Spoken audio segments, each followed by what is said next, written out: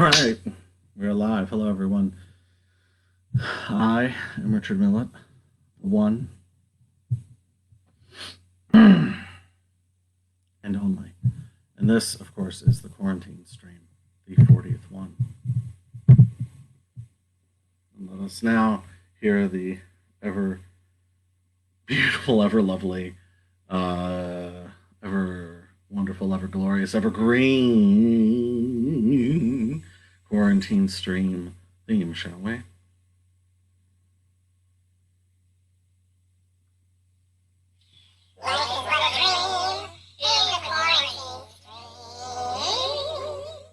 Beautiful. Hope you're all doing okay out there. Staying safe. Apparently now, double masking. It's a few days into the rule of law being functional, so that's a good thing. You know, if nothing else, we can look forward to basic competence, but hopefully more than that. I think pulling out of the Keystone Pipeline is far more than I thought that he was going to do. So I was impressed with that, and rejoining the Paris climate thing. That was good too. So at any rate, that's enough out of the news of the day. You didn't come here for that. You came here for the words, for the art, for the experience, and that's of course what you will get in spades, baby. So this is I put out a new book a little over a month ago. It's called Apples and I Swimming Together in Soapy Water. You can find it if you go to fluxlifeinc.com. You can find it. Its print copies are available. You can certainly let me know if you would like one. Anyway, this is from that. This is called Dance the Night Away. A blue wave sprayed gently onto the window. It remained an unfaded crescent reaching over the rooftop. Birds flew through untethered. Droplets yawned in sonorous applause. The shape succumbed, giving way by matching passing movements. As when water splashes in the sky, a maypole stands unraveled while a sunfish kisses a butterfly. The fences were then a canvas, soaked tissue paper sprung over electrical wires, fragile forktails freshly shaven, as bronze tiger beetles glanced up at the heavens. Dance the night away!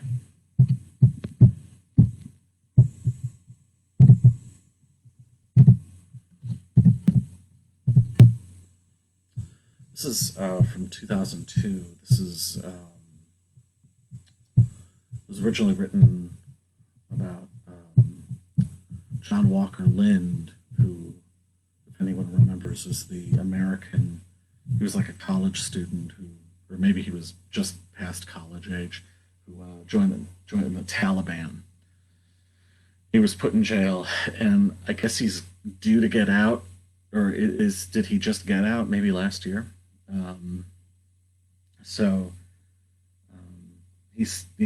He's has a social media ban and everything, but it was an interesting story, and interesting back then, post 9/11, to trace his story in the news, not just the story, but also how it was covered by the media. And so this started off as being about him, but these things change and take on different meanings over time, and so it's interesting how that all works. This is called People. I am a young man, closed off in this room. My name, it doesn't matter. Where I'm from, I can't tell you. I always wanted to control my own destiny, not share responsibility, so I could be free. They sent me off to college so I could learn the law. I met a lot of people, each one with a different cause. I turned myself to physics and astronomy to see if I could throw away the seeds they'd put in me. I drifted down to the south and I saw it was vast. I memorized equations on the eyeless ending sand. I knew that my superiors, they were very strong. They would put me up in space and never steer me wrong. But my expectations didn't fly. They kept me on the ground. The paperwork was drafted and I was shown around. They checked my past for arrests. My retinas were scanned. I hoped that there would come a day where I could take command. They made me go and lock the doors and cue the landing lights. It was a secret mission in the middle of the night. The burners started blaring. I crawled inside my suit, knew I wouldn't come back even if they asked me to. I am a young man closed off in this room. My name, it doesn't matter. Where I'm from, I can't tell you.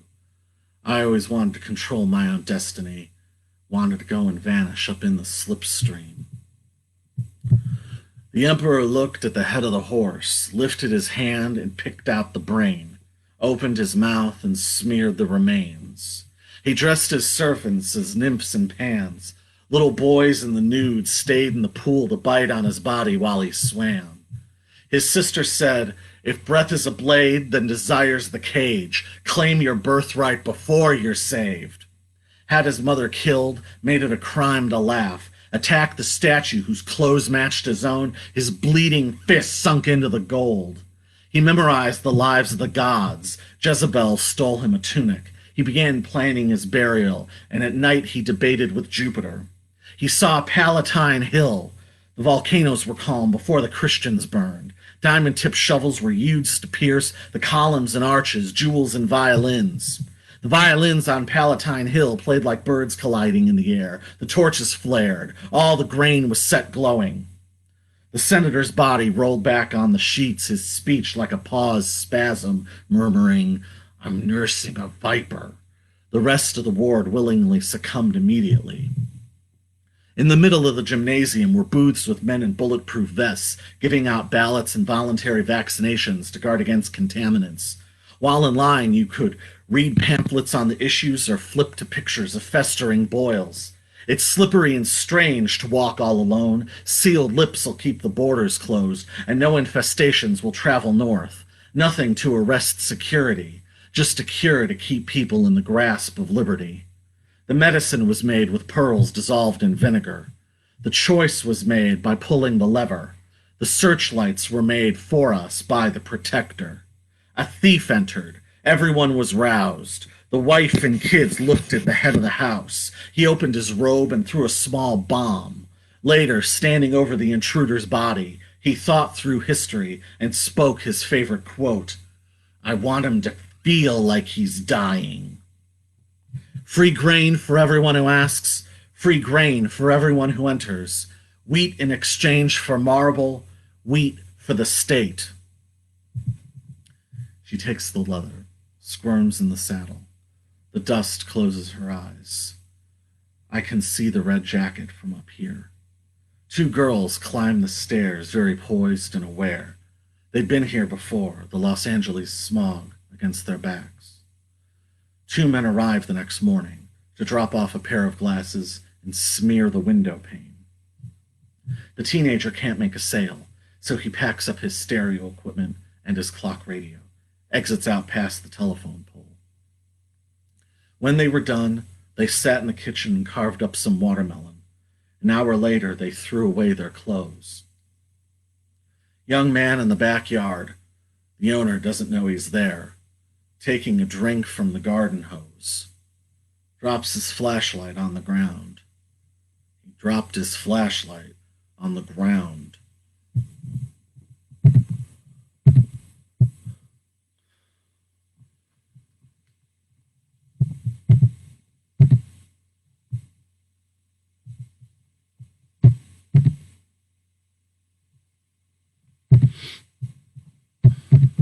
How y'all doing out there? Okay, good. So, let's see.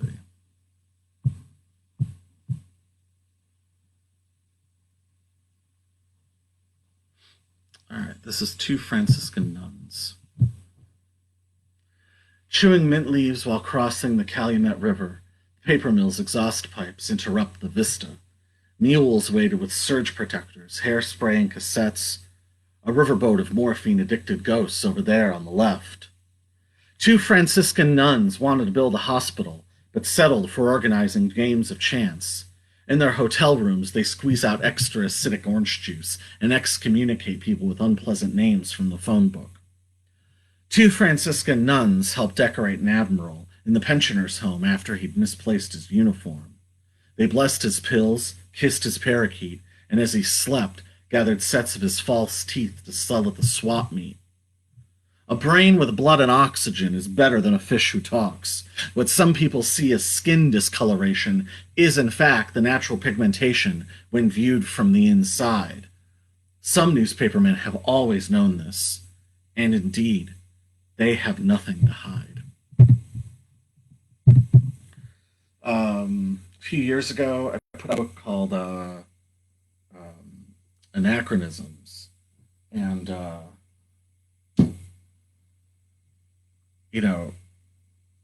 I have done many books over the years, starting back in '96, that would have abstractions in the text. And people would always say to me, well, how do I read that? Or am I supposed to read that? And why is that there? And, sometimes you can't necessarily read things because you don't have the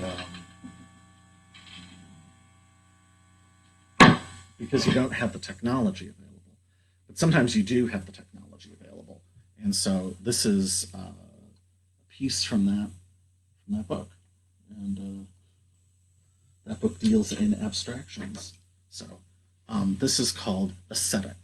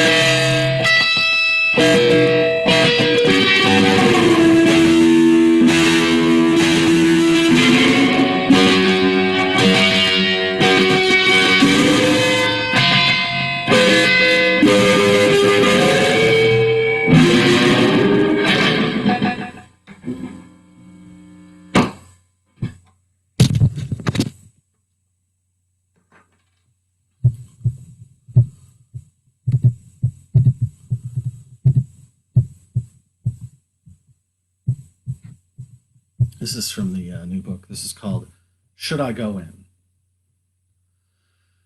The silver peppermill whispers to the hammer that she's an airport, and though she never really shows anybody, I still know that she's an airport. If you stop at her coffee shop, she'll charge you extra for a plastic top. The well-water ice cubes have heard this tale before, but she's an airport. A zebra's chewing gum can confirm the reports that, in fact, she is an airport. If you take off your shoes after the security stop, she'll throw them in the air and they'll land in the baggage cart. Run down the runway into the center of the day where the sun is pointing to the ground. Reach all the way down to touch your toes and remember a story you'll want to pass along someday.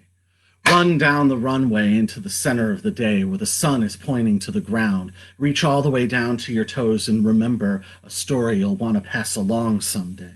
She's an airport, and her father is a farm filled with corn stalks. Her mother is a candy factory spinning reflective baubles. She's an airport, and her father is a farm filled with corn stalks. Her mother is a candy factory spinning reflective baubles, every color candy. If I could implicate, if I could talk to you, I will some more. And just like in today's world of opinion and denunciation and admirable like in pictures and friendliness and outward inliness, maybe I'm on the thrust of that. She dreamed she was a train draped in robin's egg lace. She couldn't keep still in one place. She dreamed she was the only train running on the 4th of July, filled with whipped cream to burst and streamers to fly.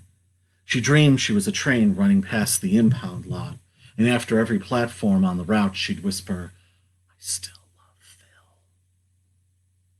She was sad when they closed the gates at night. She dreamed she was a train filled with die-cast metal engines and cowboy hats, ordered by the civil rights workers' favorite daughter.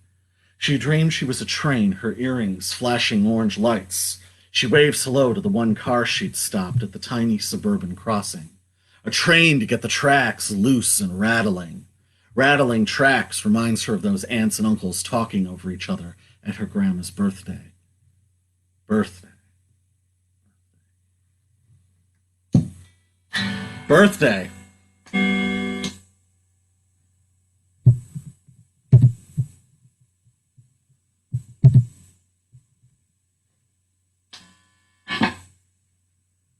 Quiet, you. This is the Vatican Vaults. Shelves lined with caskets, ripe fruit piled in baskets. Sugar cubes and teacups rattle as saucers are dragged across tablecloths.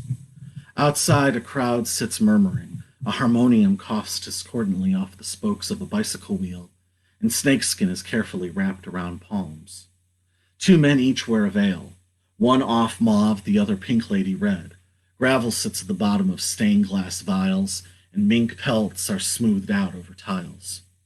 3 elderly spinsters raise their voices in praise, their weathered hands shaking at the sky. Gold medals tied around their waists reflect the sun directly into children's eyes. 4 blind beggars fool the crowd into believing they're brothers who compete by tying knots and rope faster than any comers, the act only ending at dusk when they split their spoils. Stars roll around the moon, back and forth from end to end. Clouds race them away when each new day begins. And we're going to do a really old one. And when I say old, I mean old. This is from 1993. How old would I have been when I wrote this? I think I was 15. It is called Pool. And I was dating a girl at the time. And she asked, "Oh, is that about me?" I read it, I did it at a reading, and she said, "Oh, is that about me?" And I was caught off guard, and I said, "Yeah, sure, of course it's about you. Who else would it be about?" It wasn't about a person, so it was a little awkward.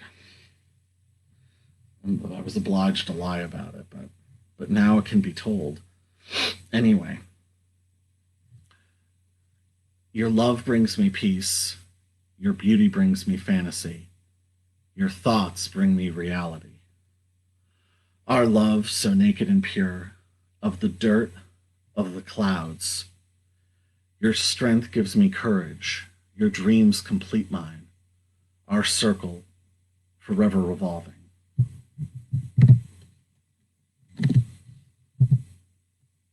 Not that hard to work these things out, right?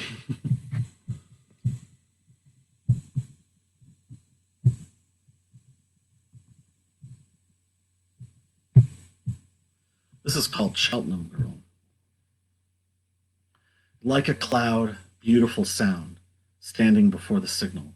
When the light shines on the ground, it reflects off the wheel. Parking lot next to the short building on the edge of the desert. She sees it's harder to be a number when you're starting out as a visitor. Cheltenham Girl. Clouds can't create the shapes they make or hold on to any rain. Precious, temporary, holding no domain. No machines, no cell phone or computers, clicking through broken links. Credit card, Social Security needed. She'll refuse to register. She really will. Cheltenham Girl. Every day, another wish, another mile, closer to the point where I can portray it. Until then, all I'll do is sing to her spirit, and she will return.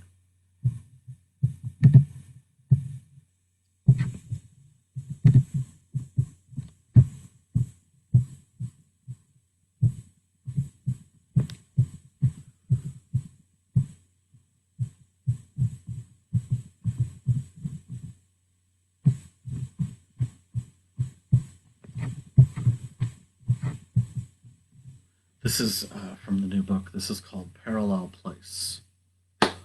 I live in a parallel place where the land is level, where the streets are bright in the evenings, and I know what tomorrow brings. I live in a parallel place where the wind is cold, where gray-haired men sweep the bandshell and foxes sleep under church bells.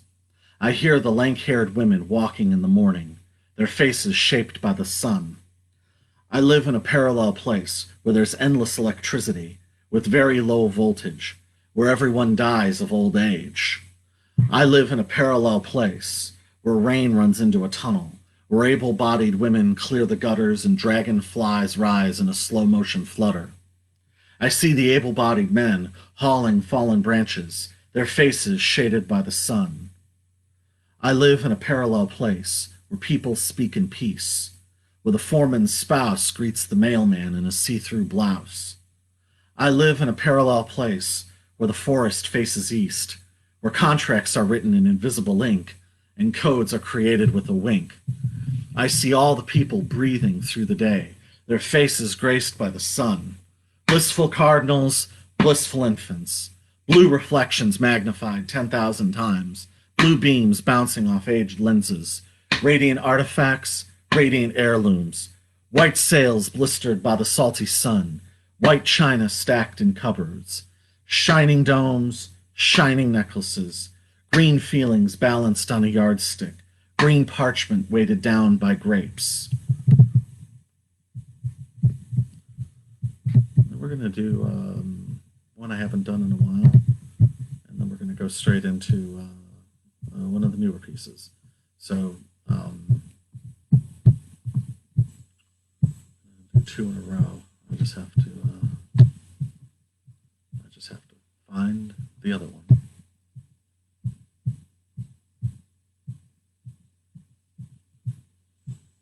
Good Lord.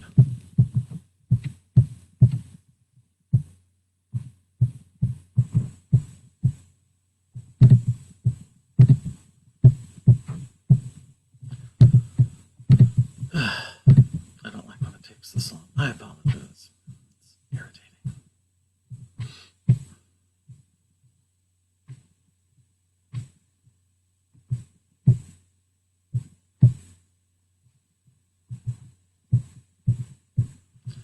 All right, so this is Fingerhouse, and then we're going to go right into Windy Sequins. Where should I go? Empty and without suggestion. Dry bathtub, antiseptic self. Turquoise pottery carefully washed, not included in collection debates, and can catalog itself. A black and white television crackling on the last analog signal, transmitting drip brush pixelation to friends who have never met before dawn, with unbent antennas and tinfoil knobs. No larger connection, and no network without notice or critical thought. Pure broadcast. Where should I go? To a cricket's lake, where Mona Lisa and George Washington's faces urgently run by on filmy soap transfers until they burst into digital diagonal scribbles that shock sleeping bluebirds and hunting robins, where austere diagrams of skeletons are traced into colored chalk onto trees and oil sticks litter the walkways, where oysters recover jewelry fallen overboard and forgotten, where flashlights find glimpses into windows and fluoride is poured into jugs of cola. Where should I go?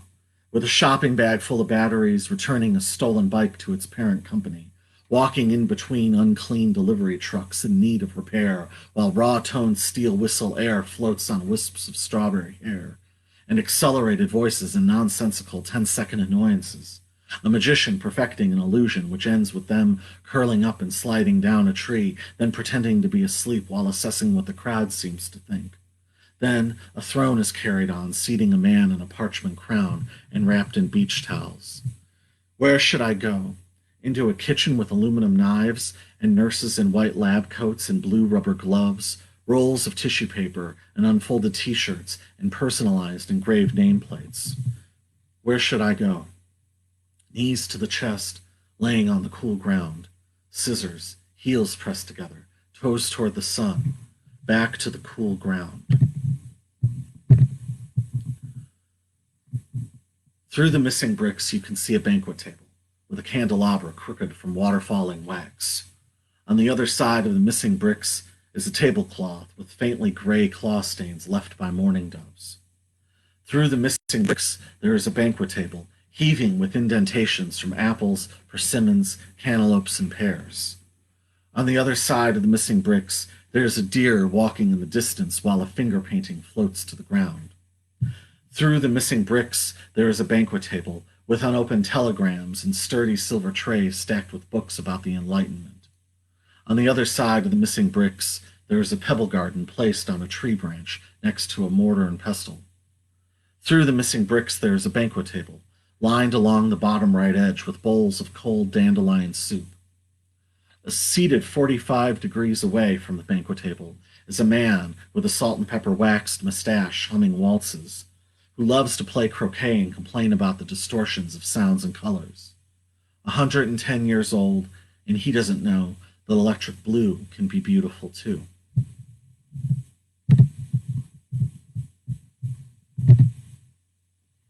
All right, we're going to do, you know what that sound means. We're going to do another piece from Anachronisms. This is called Nihilist.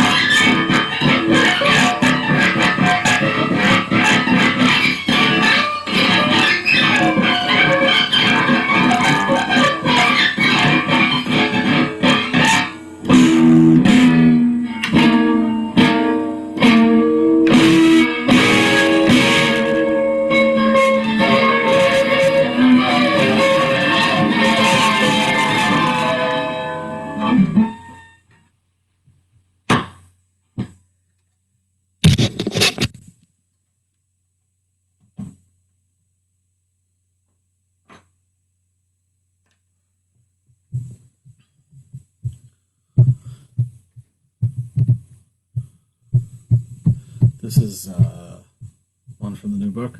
This is called Investigating Mitsy. She rides around the merry-go-round wearing satin slippers, chewing pink peppercorns. Her eyes are a miracle in the way they paint names in the minds of rain clouds. The lightning reaches out to introduce itself. Queen of Atlantis draws filigree for the king while he's taking his bath. Bristling lips kiss the teeth of the key ring and lick ankles in math. She holds a bouquet of clarinets, wearing a lavender herringbone robe and nodding at buckets of soap. Her elbows hold her weight on the sand dune decorated with still-wet seashells and teacups half filled with a treacle she pours onto tree roots. The Queen of Atlantis plans where the French and English will meet. The king eats suckling pig and excites the court over soaking his feet.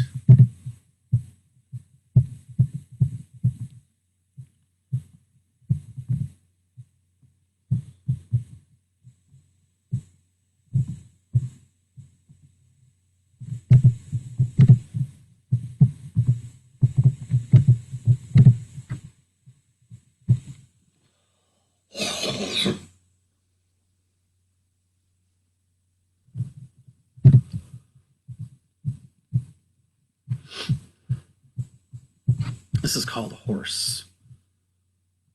Let's share the silence while everyone's absent.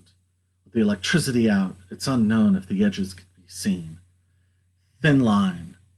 Take off your clothes and find out if you're purple. Supine. Time to get reserved by disengaged, dreary people. I'm optimistic enough to whisper in your ear, vanish into the walls, and watch you walk to the chair. Let's share the silence. Test the power of my stare and the limits of your willingness. Then pretend we're unaware when you stand in front of the mirror and all the stringent reasons why you are really here. I'm clear enough to stand near the back, not against your thigh, to avoid glancing at your eyes. Let's share the silence, ease into your patience, measuring what each instant takes seconds after the temperature breaks and staying anxiously awake, while the next 7 minutes are advanced into minute facets, slipping across conjoined elements. I'm open enough to adjust the embryo window, your tight spine, your consent, the tension kept sacrosanct.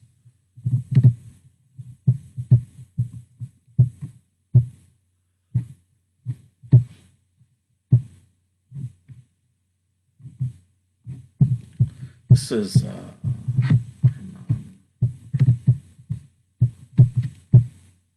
present.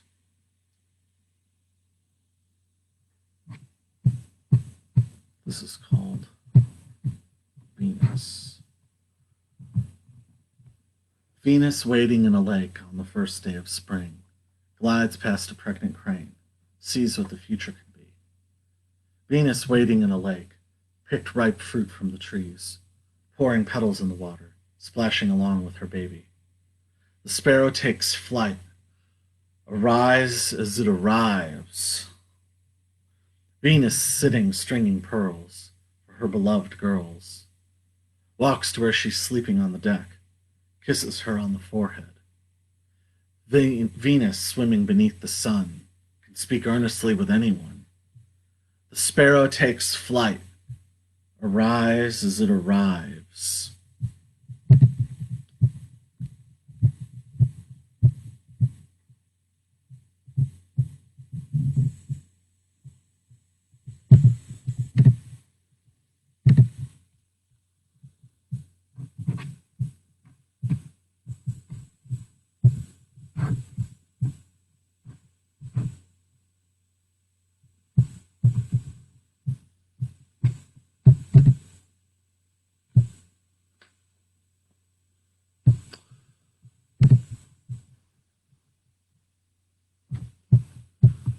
Called Flowers at the Foot of the Cave. Swinging light bulb above a cracked basement window, a painting depicting the creation of creation, in a makeshift bed. I made up a new name for you that I'll only keep in my head. My head. Look at the jewel resting in the bottom of the wooden cup, or the stack of handwritten sheets explaining the steps of the ritual in rich, deep red. and the names of everyone there exist in my head. My head. Charcoal renderings of saints ripped from a magazine and pinned to the door, dented bits of metal shaped to make a mosaic and pushed into the floor. Quarter-inch thick spray-painted silver ribbons looped like ringlets in the air, and the floating stray white veins from a feather landing on your hair. Here I sit, half childish, with freshly washed clothes strewn over the chair. A tray with orange peels, melon rinds, and empty glasses rests balanced on the table's edge, while I am reading a map leading to a room more colorful than the womb, where I can overhear things other than gurgling and organs rushing. But still, this will always be in its infancy, because love is where Genesis greets infinity, and for proof you can look in my eyes, even though I won't confirm or deny how much of this is true. But I trust that will get worked out by you.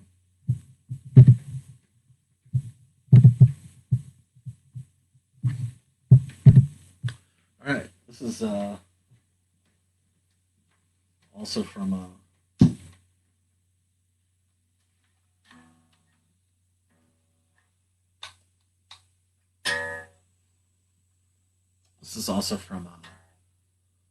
Anachronisms. It's called Ideologue.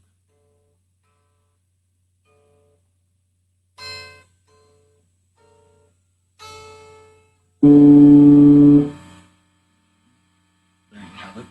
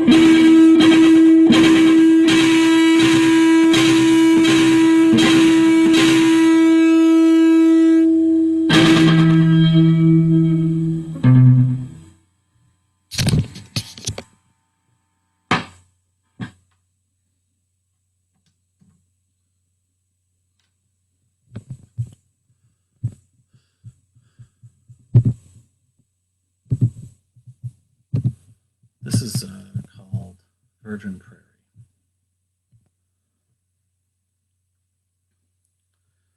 laying straight and still, staring down at rivulets filled with flattened cicada shells. Waiting at dusk, watching people across the field try and weave a blanket from ashes, matted branches, and damp grass. But I barely care. I am distracted by voices echoing over the horizon. Voices I listened so hard to. One sounded like a melting telephone.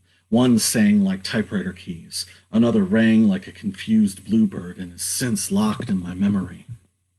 I tried to find where on the prairie I could sleep. At daybreak I was woken up by voices that waved in the air like film projected on fog. Voices that hovered like an underexposure on a robin's wing. I searched my thoughts hoping to realize which voices I took for granted. The ones that only appear every other year. I got lazy and lost intervals of hours staring at the sun circling in the sky. I got confused and gave incorrect directions to a couple of asking backpackers. I got angry about heredity and when carelessness intertwines with chronology. I could not control my shaking limbs or the cold sweat on my forehead. I needed to tend to my health. I needed to walk steadily without help. I needed to make a fire and learn to stop time. I needed to be the watch one has to wind.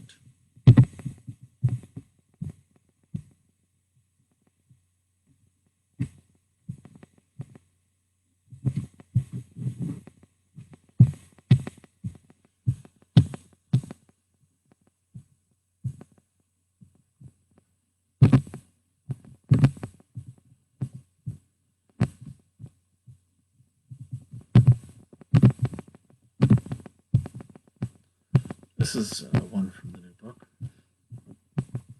It's called Lazy Angels.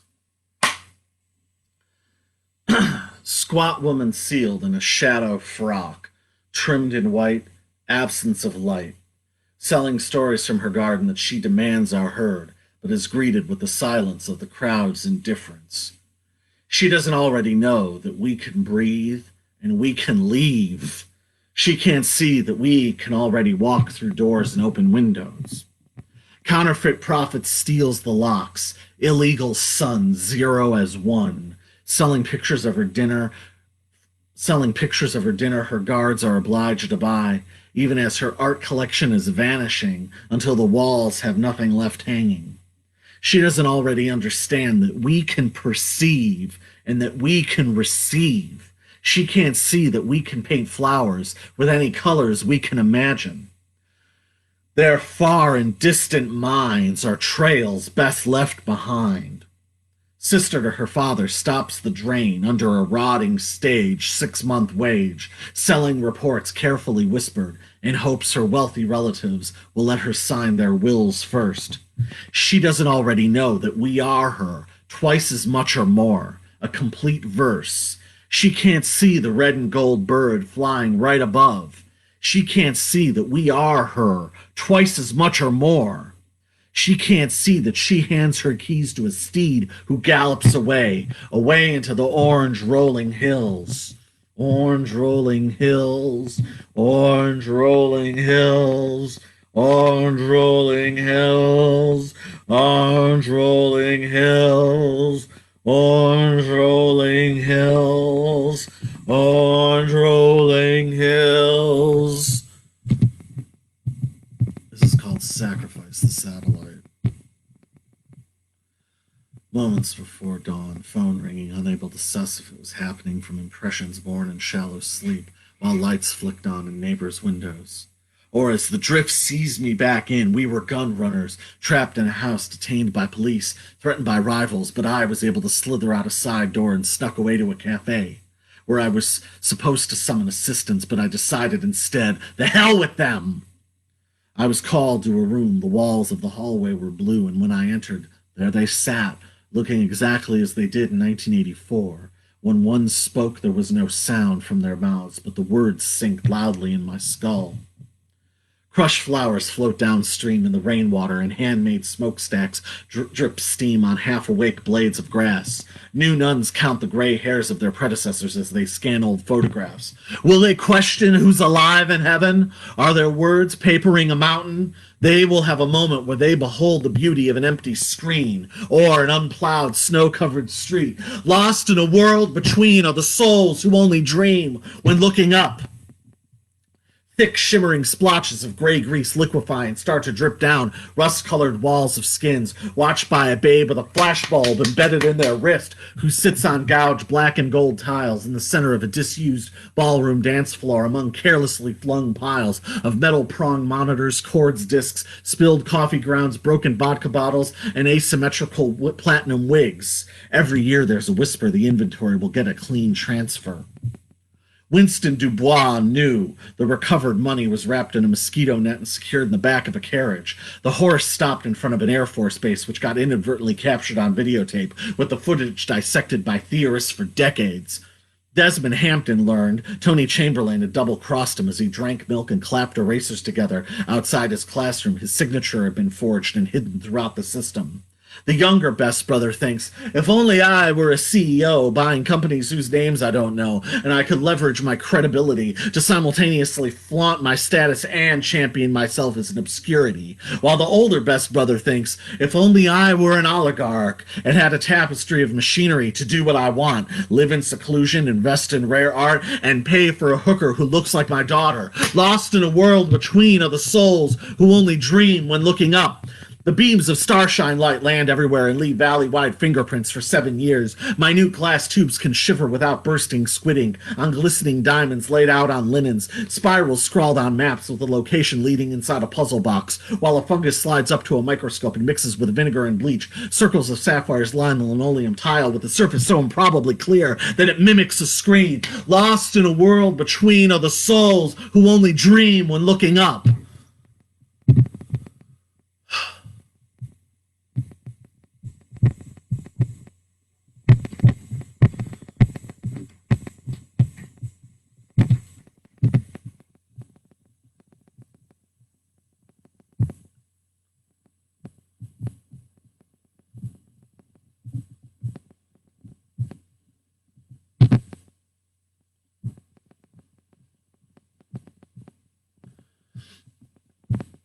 And do one we haven't done in many years. We'll see how this goes.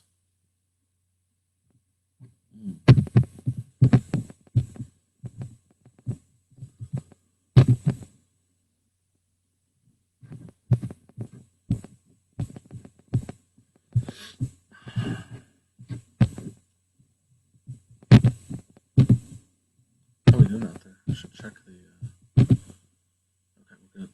Good. This is one from way back when, and it's like I said, I haven't read this in decades. I just have to find it. All right. This is called "We're Fucked." There's always a better scene. There's always an airlift gala, always a chance to be the superstar that you always imagined. I get up and nothing gets me down. What should I do? What should I do? You gotta jump! Nothing treats me better than a ballet soiree. You gotta drink electrical serum to make Atari worth your currency. I believe in the suburbs. I'm a vicarious parasite. I am not John Sway. John Sway was the man of the 90s. Papes calls him Buddha. PK calls him Sir. I call him close personal friend. John Sway parts Times Square as if it's the Red Sea. John Sway is the prodigy of technology, and it takes a teenage riot to get me out of bed right now. I do not have an imagination. I only have a vision. Madonna giving head to a water bottle in Truth or Dare. Little Lord Corduroy pissing his pants, and they say R2-D2 is a lesbian? Can't you see me standing here? I got my back against the record machine. Baby, can't you see what I mean? You might as well jump. Thank you. Want to fuck me? Deliverance style? And I know, baby, just how you feel. You gotta roll with the punches to get to what's real. And John Sway doesn't put up with any of that shit. John Sway makes Pavlov's dog respond to the sound of lightsabers. I want to fuck Vicky from Small Wonder. She'll give birth to a gigapet. John Sway made the world safe for seam-stitched pants. But he's not just looks. He used to be the man of the 90s. Mobb Deep called their record Hell on Earth for a reason. Think about it. Line dancing is Nazi boot camp. I don't have an imagination. It's fun to lose and to pretend. Kristen, what's that spell? Why it spells propaganda is explanatory fiction, of course. No big pants, no skinny jeans. I am not bitter. I am not angry. Oh no, I know a dirty word. I cannot write iambic pentameras, still can't. Shitty convoluted plot line sitting on the shoreline. I can only write an end rhyme. But something I just have to say is I learned the lesson that existentialism is a bore, and after further recollection, the truth is that some people's lives are worth more than others. For instance, would you rather have John Hinckley or would you rather have Martin Luther King? All in all, John Sway wonders why people pay $20 to hear glam rock recreated from 1992. Oops, did I spill that on you? John Sway used to be the man of the 90s, but nonetheless, I digress. I used to chew on razor blades in the days of Miss Pac-Man and spell my name in piss on some fat girl's front lawn. If better works out, I hope it works out my way. Was that you? Who said that? Baby, how you feeling? I would rather date an Asian girl because they don't waste time, but I think about John Sway. Hey, who doesn't? I don't have an imagination. Korea. Marcy, well, she's in Alabama now, stockpiling Tickle Me Elmo dolls at John Gotti Jr. and Julio Cesar Chavez. Space Invaders still blips in my mind, the 1984 Utopia. Hey, Mom, I got the high score. Bake me some cookies. Hesitate, you die. In 1984, John Sway discovered Madonna. In 1984, my mother single-handedly revived the Farrah Fawcett haircut. In 1984, Reagan won in a landslide. Load up on guns and bring your friends. I do not have an imagination, but I do have a vision. John Sway was the man of the 90s, and this is called Mediator.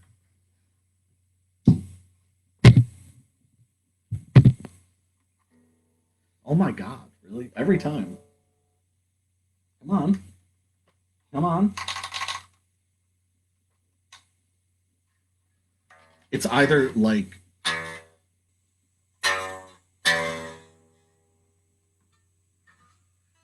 like full Blair at Madison Square Garden or it's nothing. There we go. There we go.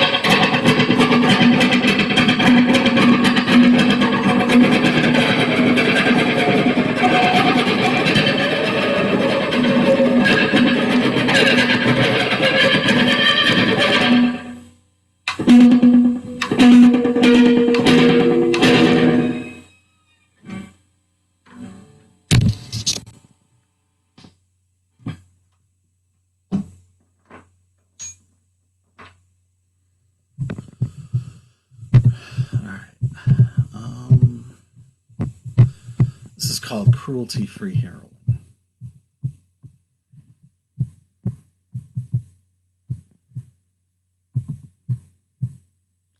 Any second now, we will do Cruelty-Free Heroin. Actually, I take that back. We are going to do Fawn instead. Excuse me.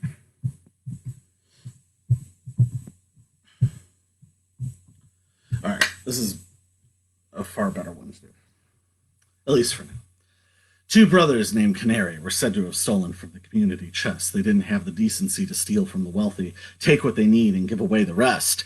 But the law couldn't be trusted, and thus were never called, so the Canaries were chastised and marched to the town walls.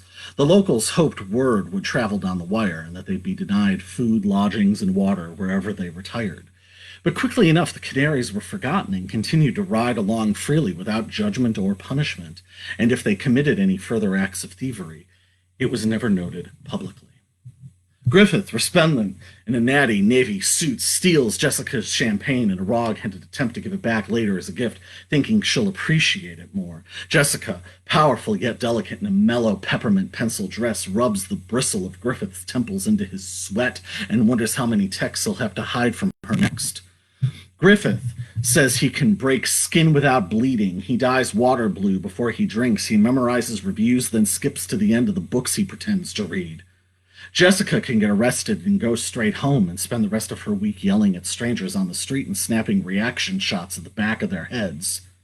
Griffith is flummoxed as he's photographed exiting his favorite bar in the early morning, his mother's birthday on his mind and a cigarette behind his ear. Jessica is photographed ironically flashing a peace sign on the beach, her mother's week-long visit thankfully now over. Griffith explains to his extended family the nature of his many public feuds and why they will persist, and bats away a leading question by their lawyer, disregarding being disproven by facts, feeling justified in thinking that the best way to reconcile a discrepancy is to attack. Jessica explains to the management at her company that discounting what could be considered her offensive language, the inherent truth of her statement still stood, though she was struck speechless when asked if she thought if only her supporters were aware of her content. Or, as might have been dreamt in a different way, they made fun of the family name. They insulted the family name. Can you believe that they made fun of the family name? According to her informants, a known opponent unaware that she was being recorded made a remark, the weight of which contradicted her previously stated stance. Pablo floats in the ectoplasm, washed in the oils marked for his self-portrait, the prize fish. Fawn's teeth snap on water when her magnetic coiled alertness goes unrewarded. Satsuki states ideas for posterity. The problem that I see is that they assume everyone who agrees with them about one thing agrees with them about everything. The problem that I see is that it's another version of corporate thinking, another way of being right-wing. The problem that I see is they assume I'll be a standard bearer. The problem that I see is they are only willing to write their words in chalk. The problem that I see is they limit me to things I had no control over. The problem that I see is their personal truth has no dialogue with honesty. Satsuki states ideas she would likely later delete. I'll never be able to stop forcing my emotions from myself. I'll never be able to be an eggshell. I'll never be able to be a pierced genital. I'll never be able to convince people. I saunter past the bar in JPEGs of 2003 like it means anything. I step over the bar and resurfaced insisting that sounds like a rhinestone. I ignore the bar and the people whose minds comprise the seventh circle. I shake my head at the bar, hoping to get money from acquaintances for friendship services. Satsuki notes things that she's overheard. I try and fail, and cannot help but hate the people who stay past closing and get distracted where there's a webcam on the wall, hoping no one saw you picking pepper out of your teeth while thinking, oh, it's just like modern art, and this is all being seen somewhere, and I'm the subject in this moment, this ultimate moment. You take a drink, the gaze. Take a drink, it's empowering. I wonder if I know them. And, of course, old movies to me are like Dream a Little Dream. I wouldn't watch anything older because I'd be bored and I wouldn't know what they were talking about. And now we will do Cruelty-Free Heroin. Because, since rule of law has been established, there's a lot of things that have to get worked out.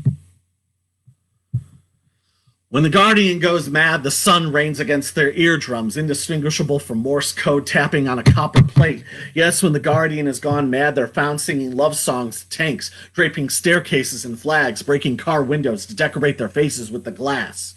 When the Guardian goes mad, they're captured pushing a pickaxe into an LED screen and detained for threatening to throw snakes at gas station attendants.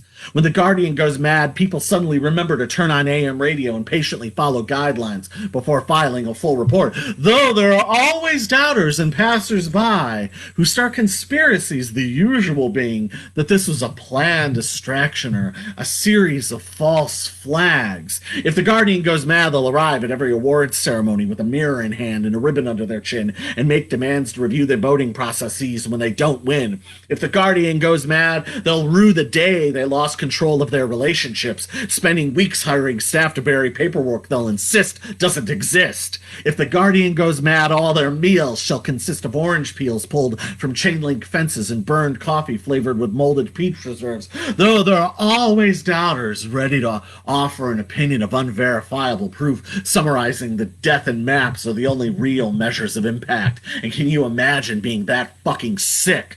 If the Guardian cracks up, they'll spend bleak days envisioning trees committing suicide, grandmothers doing crystal meth for the first time, and gnats smeared into toothpaste. If the Guardian cracks up, 7 strangers stuck in a bank will claw at each other to seek cold air in the vault and wait for their families and firemen to arrive and dig them out. If the Guardian cracks up, pirates will walk their own planks and devour themselves once they hit the water, thrashing back at their gnashing teeth, running the seas red until hunter and prey are finally one. Ignorance! Arrogance! The pest control man said unto me, when I was in Japan, I bought cherry bread in a can. I opened it with a knife and slid off the wrapper. The air bubbles stayed floating in my mouth, and I rolled them round and round until I returned back to the West. Bliss, tolerance, the pest control man said unto me, sometimes my apartment building turns into a vending machine, and I get deposited out into the evening to provide goods and services for lucky couples with good taste and a few wandering dollars.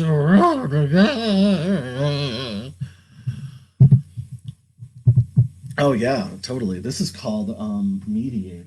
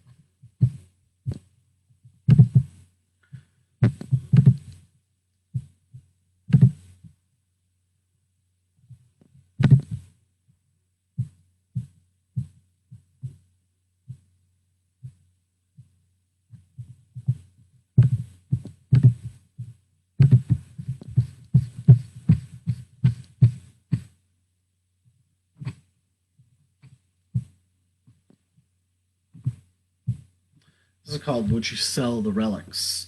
The general that only cares about tomorrow also expects everyone to echo the same expression, and when the general can no longer see the power of their influence, they try to exert control over any small circumstances under their command.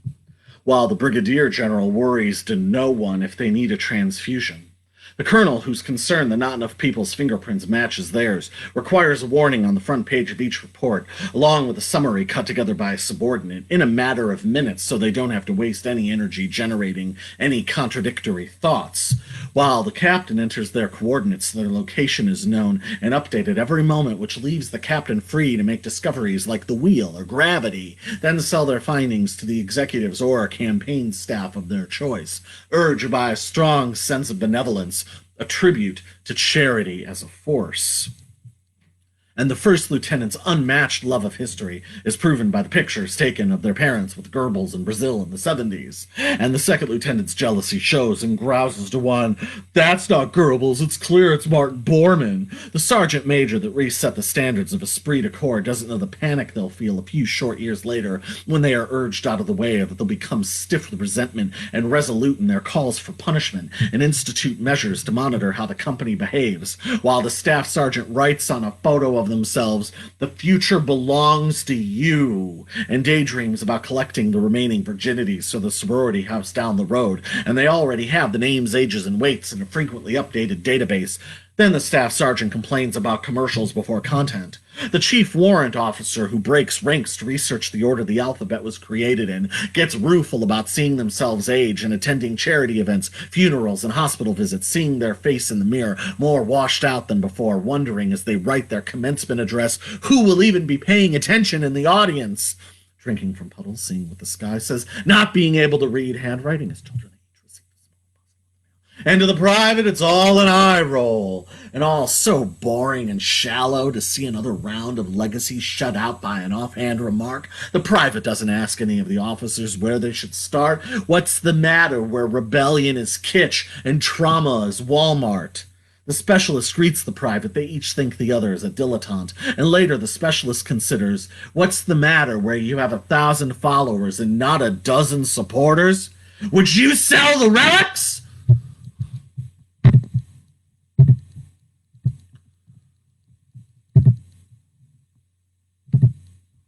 This is called Refusenik.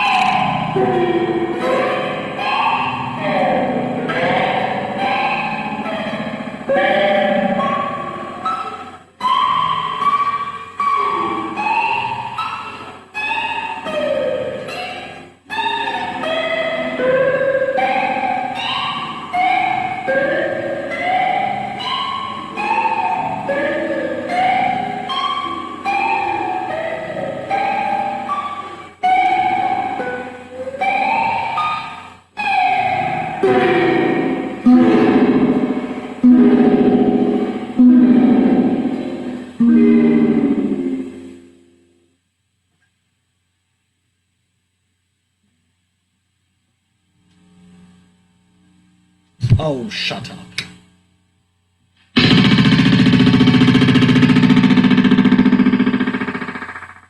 That's pretty cool. That wasn't intentional, but, you know. What is?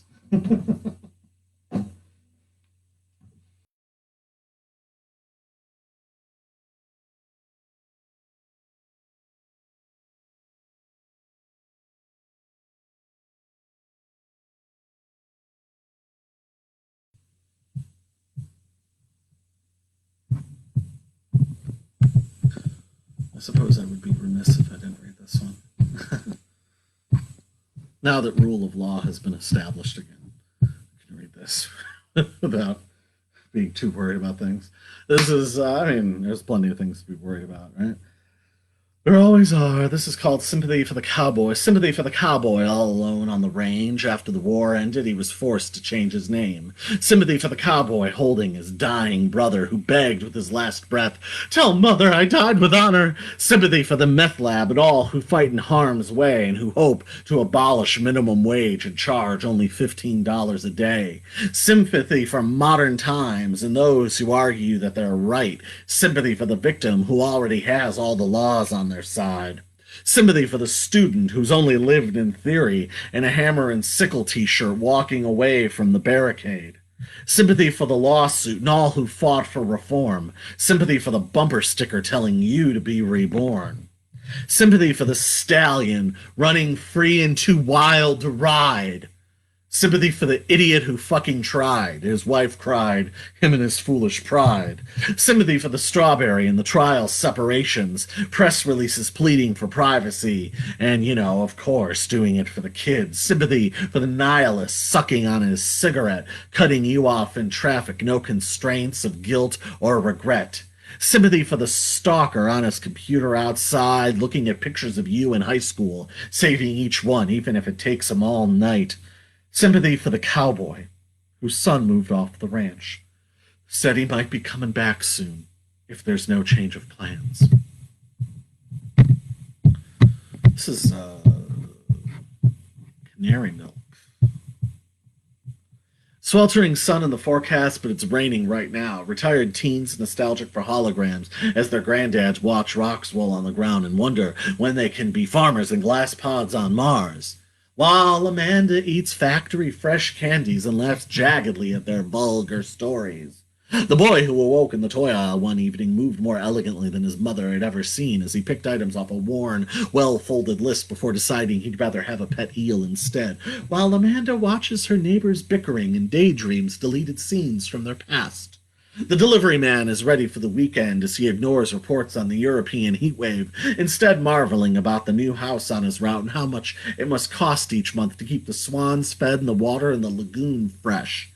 While Amanda feels no urgency to call back her agency and laughs at people voluntarily photographing their chores.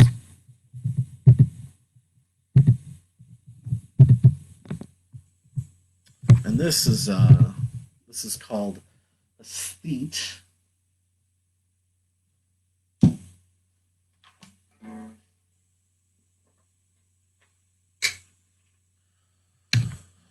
Let's see here. Do it again.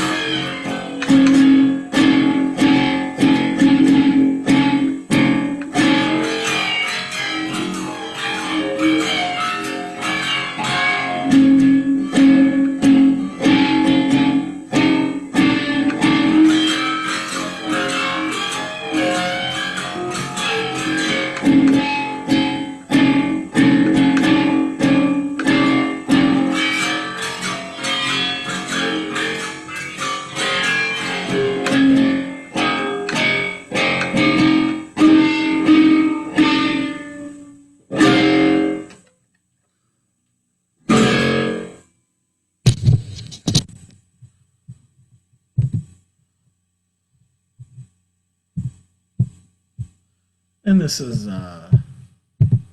called Pragmatist.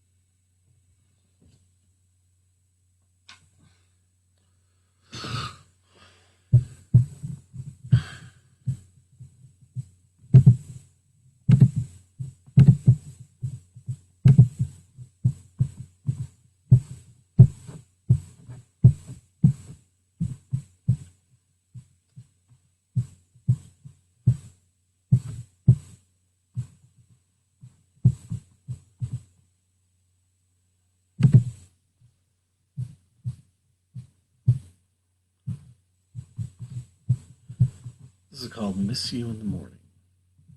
The flashing light on the stove is the first thing I see after I put on my glasses, and then I feel how much I miss you in the morning. I eat breakfast and brush my teeth, wishing that you didn't leave for work before me.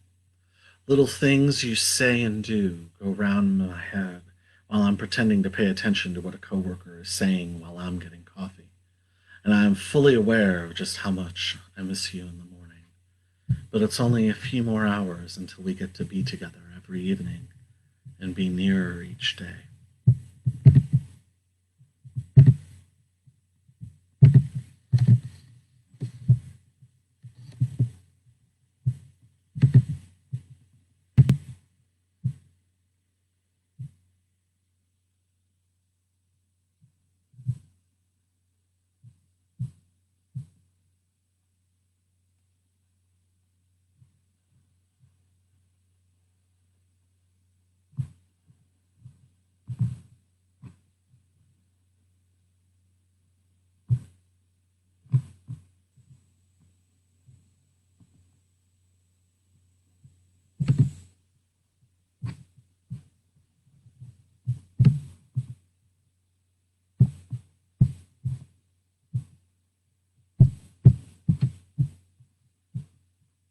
This is called Silver Lace.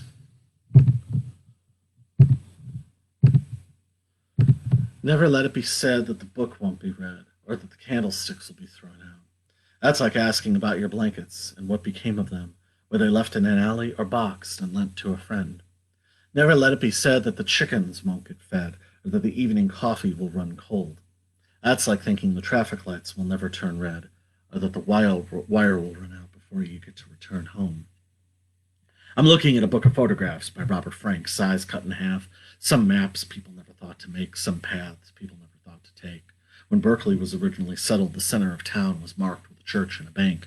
Some people never think to give thanks, or wonder if they may be wrong.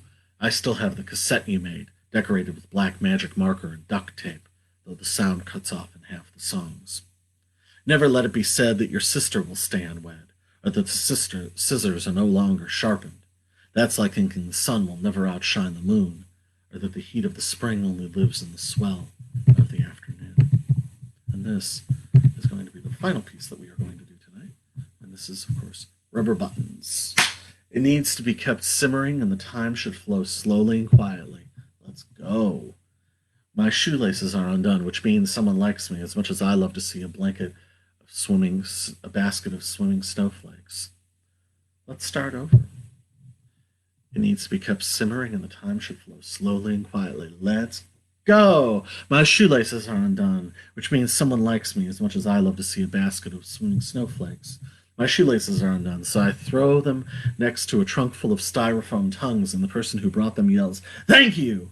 The first person in the castle has the obvious advantage if they wish to scrape their fingernails against century-old windows. They can concentrate vacantly while being unfailingly polite and insisting their hands are made of the same sand as found outside on the beach. They know there is no joy in failure for their friends, and that the fun and restoration happens once the work is done. The second person in the castle has obvious ease, with boldly seizing treasure only they can see through a fizzing camera lens.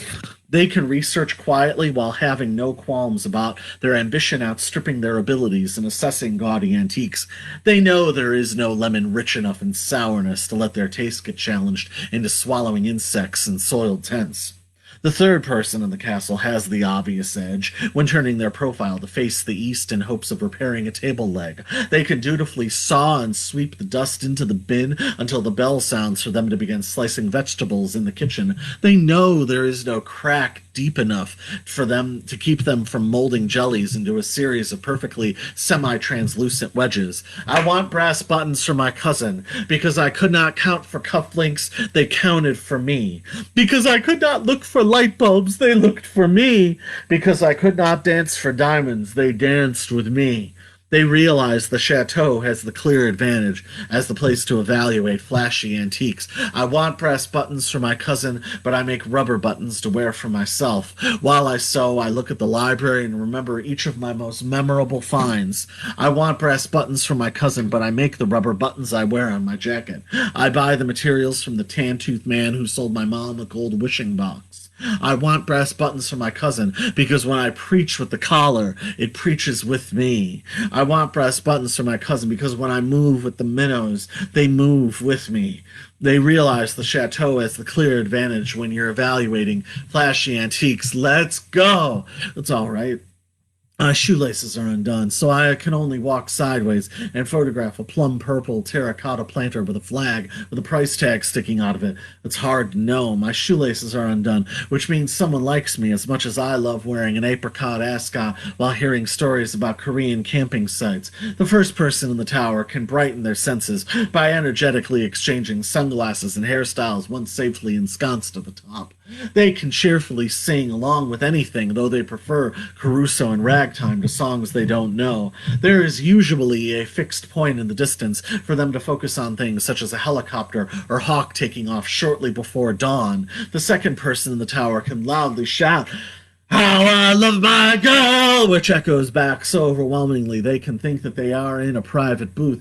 They can detect the scent of her shampoo in the wind and look down to see her looking up and running towards them. There is normally an iron staircase nailed in 40 years ago, which serves as the one modern addition to the edifice. The third person in the tower can tell endless jokes over dinner about the rabbits they saw nipping chocolate from their mother's open purses. They can wear a lei around their necks, which contrasts sharply with their pinstripe sport coat and tartan flat cap. There is always a sauna where they can fall asleep underneath a slippery painting of their father dressed as a captain. My shoelaces are undone. They lay underneath the warmth of the sun. This is a true depiction, recited with excellent diction. Let's go.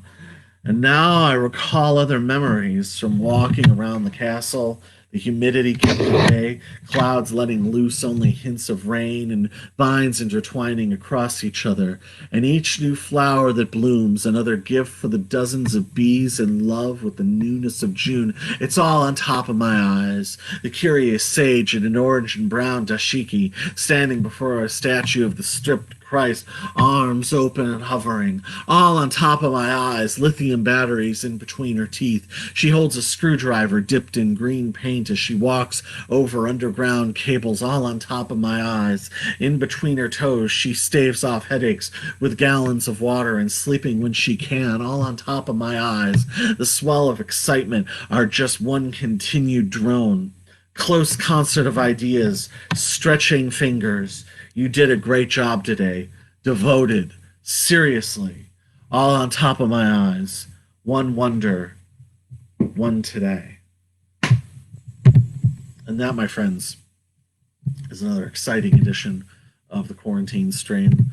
We hope that you've had a wonderful time. I certainly have. Next, by the grace of God, we will be back next week. Until then,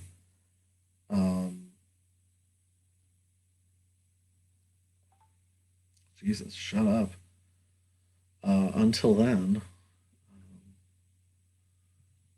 stay safe, double mask, stay smart, and stay free, because you already are. Yes. All right. Let us hear the Quarantine Stream theme one more time.